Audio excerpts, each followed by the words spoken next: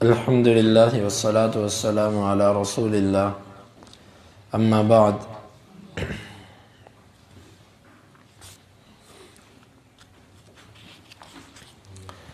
امام بخاری کہتے ہیں کہ ہمیں بیان کیا محمد بن یوسف نے، وہ کہتے ہیں ہمیں خبر دی سفیان نے اعمش سے، وہ ابراہیم التیمی سے، اور وہ اپنے والد سے، وہ ابو ذر رضی اللہ عنہ سے۔ وہ کہتے ہیں کہ اللہ کے نبی صلی اللہ علیہ وسلم نے فرمایا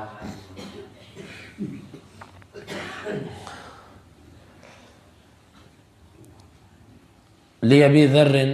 حِينَ غَرَبَتِ الشَّمْسِ، ابو ذر سے کہا جب سورج غروب ہوا، أَتَدْرِي أَيْنَ تَذْهَبُ، تجھے معلوم ہے یہ سورج کہاں جاتا ہے؟ قُلْتُ اللَّهُ وَرَسُولُهُ أَعْلَمُ، میں نے کہا اللہ اور اس کا رسول ہی جانتے ہیں۔ قال فإنها تذهب حتى تسجد تحت العرش، تو آپ نے فرمایا کہ یہ جاتا ہے، یہ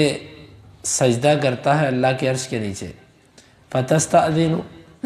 یہ اجازت طلب کرتا ہے، فیؤذن لها، اس کو اجازت دی جاتی ہے، ویوشک ان تسجد فلا يقبل منها، قریب ہے کہ یہ سجدہ کرے اور اس سے قبول نہ کیا جائے،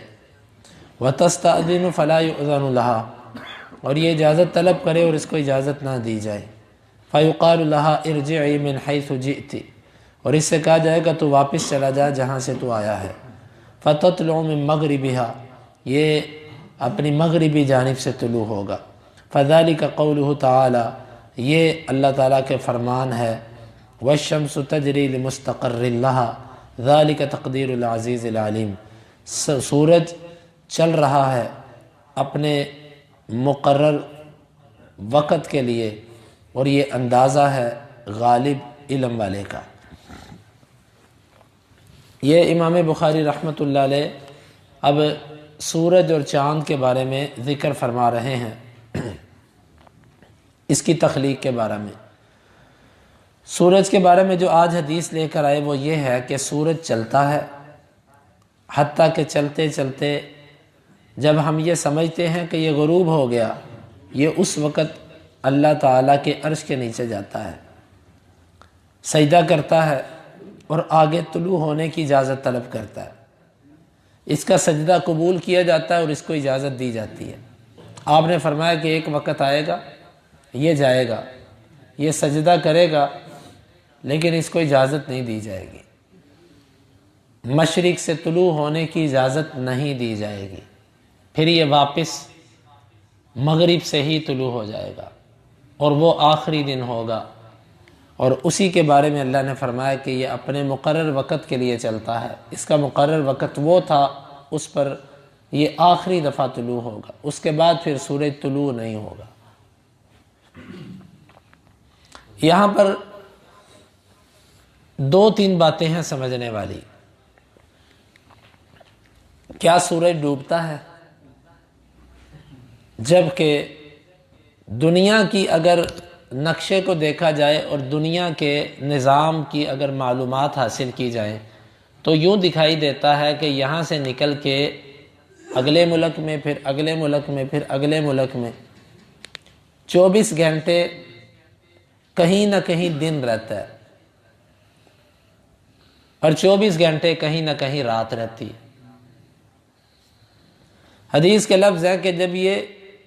جاتا ہے تو اللہ کے عرش کے نیچے جا کے سجدہ کرتا ہے، تو بعض روایات میں بعض اس کا مفہوم یوں بنتا ہے کہ جب یہ غروب ہوتا ہے تو اللہ کے عرش کے نیچے سجدہ کرتا ہے۔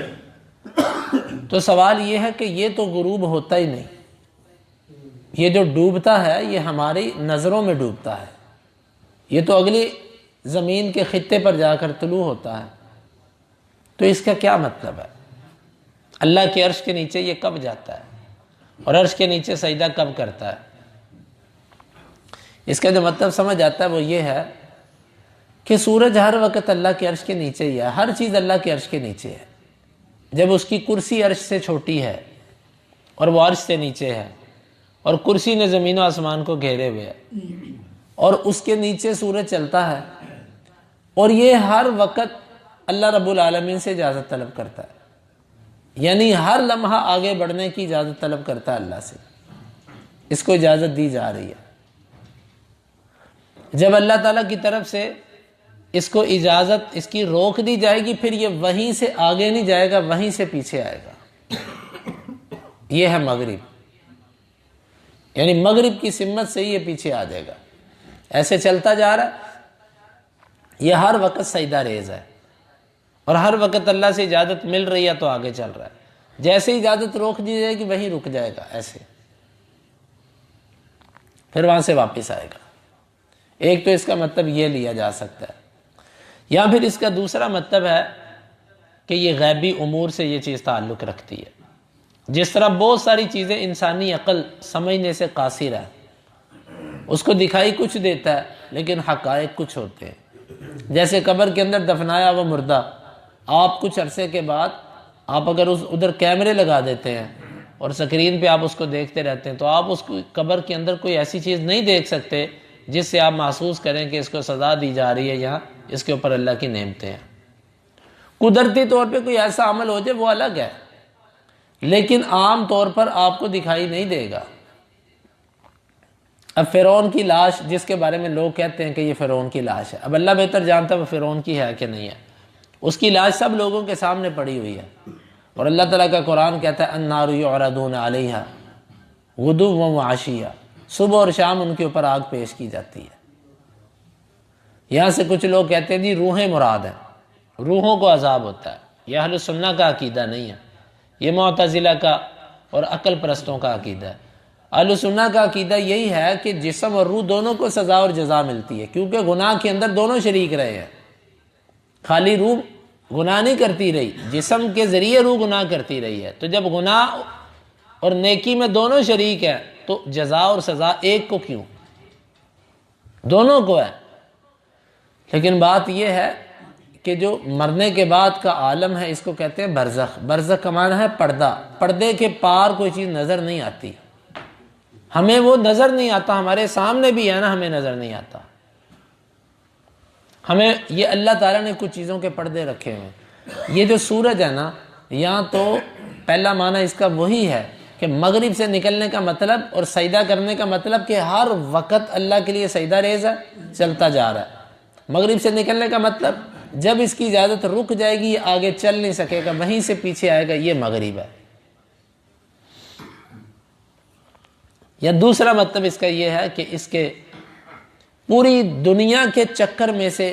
ایک لمحہ ایسا ضرور آتا ہے کہ یہ کہیں طلوع نہیں ہوتا، ایک لمحے کے لیے